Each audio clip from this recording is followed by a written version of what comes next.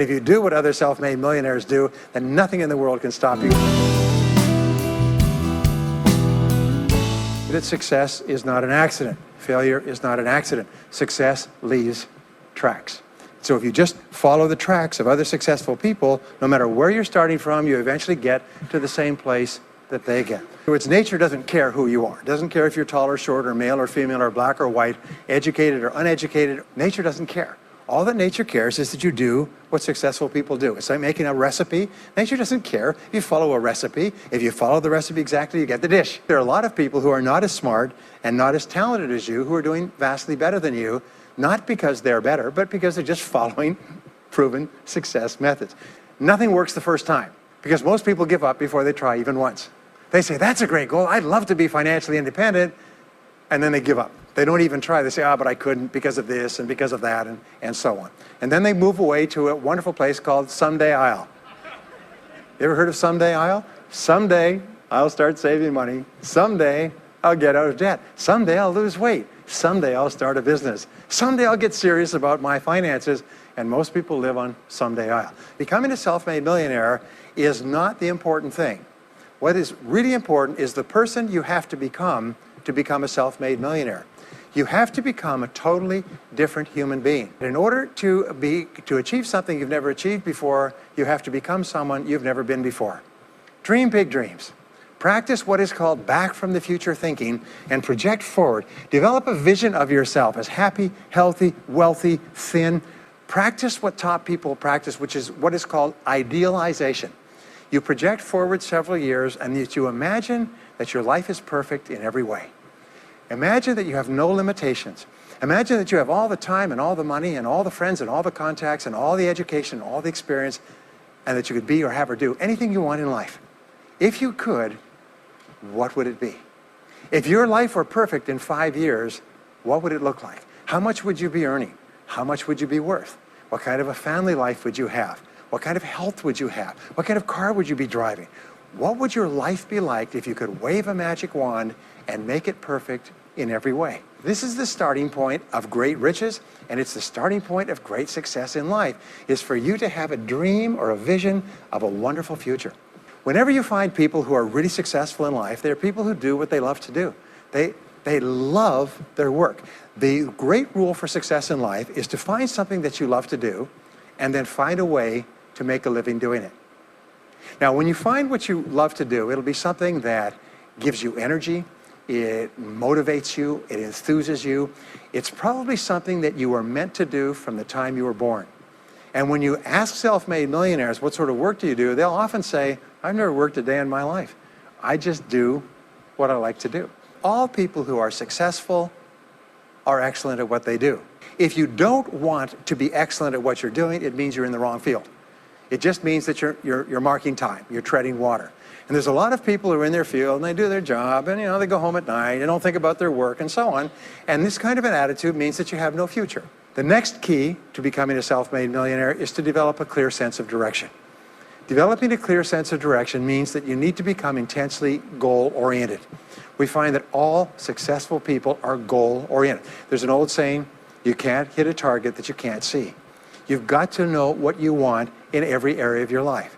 Write down 10 goals that you'd like to accomplish in the next 12 months. Which one goal would have the greatest positive impact on your life? Sometimes it's a financial goal, sometimes it's a health goal, sometimes it's a relationship goal. Make a list of everything that you could think of to do to achieve the goal, and then begin working on your list. And here's the kicker, do something every day. Do something every day that moves you one step forward towards your major goal. The fear of failure is the greatest single obstacle to success in adult life. And it's not failure itself, because each one of you is a professional failure. Each one of you has failed over and over and over again. Isn't that true? All of us fail. All human beings fail over and over. 9 out of 10 things that we try don't work out the way we expected. We have failures in relationships and in jobs and in careers and investments and everything. It's not the failure that holds you back. The failure makes you smarter. We say that it is the fear of failure, not failure, that holds you back. The rule is this, is there's no such thing as failure, there's only feedback. Is when you try something that doesn't work, you get feedback, not failure. and recognize that most things you try aren't going to work the first few times. So what you do is you say, oh, that's an interesting bit of feedback, and you pick yourself up, and you move forward, and you have more feedback, and you move forward. To become a self-made millionaire, you're going to fail over and over again, year after year after year. But your brain has a cybernetic mechanism, which means that every time you try something, you get feedback, which makes you smarter. If you're not constantly learning, you're actually falling behind. Read in your field 30 to 60 minutes each day. In other words, turn off the television, turn off the radio, put aside the newspaper, and just read in your field. The very best places to read, by the way, are books.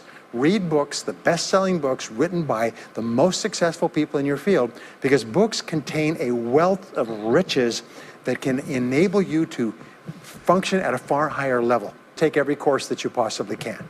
The courses and seminars that are available to you in your field that are given by professionals that are courses that have been developed over years and years and years. They have been tested and tested and tested. The person who is talking to you for several hours has spent thousands of hours learning their subject. They have dry tested this or done test runs with thousands of other people. When you take a course, you can learn enough information in 1 or 2 days, more than you could learn in 2 or 3 years or maybe even a lifetime. If you start to associate with winners most of the time, you find that they have a totally different worldview.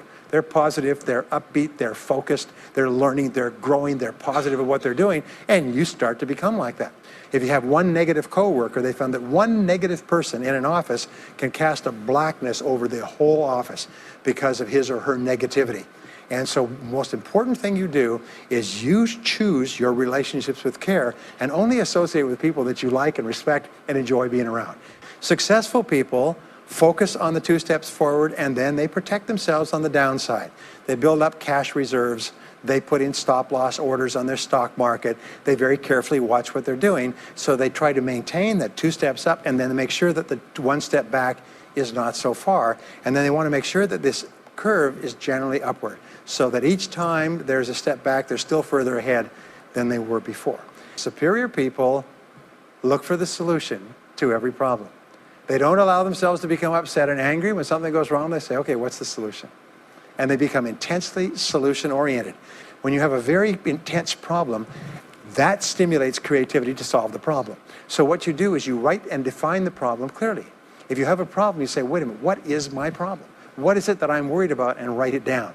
And the very act of defining a problem clearly often triggers the solution to the problem. They never give up. Optimists make a decision that once they've decided they're going to become wealthy, they just never stop until they achieve that goal. Now, will they have many setbacks and obstacles and difficulties?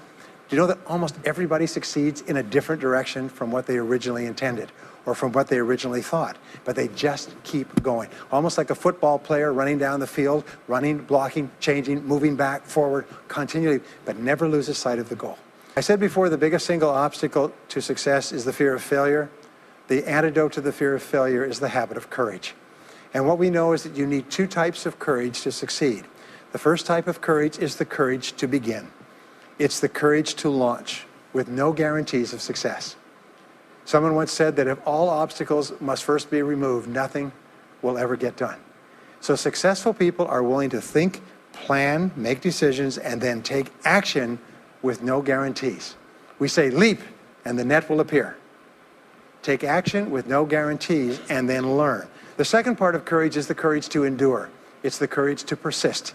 It's the courage to keep on keeping on. It's to make the decision in advance that you will never give up. No matter what happens, you will never give up.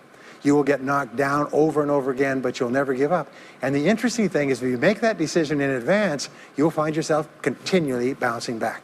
It's the quality of self-discipline. It's the ability to make yourself do what you should do, when you should do it, whether you feel like it or not. The quality of self-discipline is the quality that will make you a big success. It's the ability to force yourself to do what you know you should do.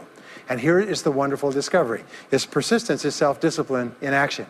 Every time you persist, you build your self-discipline. Every time you practice self-discipline, you build your ability to persist. And the 2 of them are tied into your self-esteem. So the more you persist, the more you like yourself. And the more you like yourself, the more discipline you have. And the more discipline you have in practice, the more you like yourself. As a result, the more you persist. And eventually you get onto an upward spiral where you become absolutely unstoppable.